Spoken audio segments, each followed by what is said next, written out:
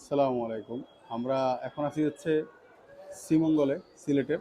এখানের বিখ্যাত ৭ রঙের চা, যেটা না খেলেই সিলেট আসাটা নাকি বৃথা হয়ে যায়। তো সেক্ষেত্রে আমরা চলে এলাম ৭ রঙের চা খাই। দেখুন আপনাদেরকে লেয়ারগুলো গুনে দেখাবো। ১টা, ২টা, ৩টা, ৪টা, ৫টা, ৬টা, ৭টা। আসলে ৭টা লেয়ার আছে, কিন্তু এটা টেস্ট কীরকম এটা খাই বলতেছি। একটু মিষ্টি, মনে হচ্ছে যে শরবতের একটু গরম করে দিলে যেরকম হয় ওরকম আর কি চা আসলে। আহ কালারটা আসলে মিশতেছে না, একটার সাথে একটা ওইভাবে মিশতেছে না। এটা কি টেকনিকে করতেছে আসলে ওনারাই জানে। কিন্তু চায়ের স্বাদ আপনার নর্মাল মিষ্টি দিয়ে চিনি দিয়ে যেভাবে খাইলে এরকম, এটা ডিফারেন্ট কোনো টেস্ট নাই এটার মধ্যে।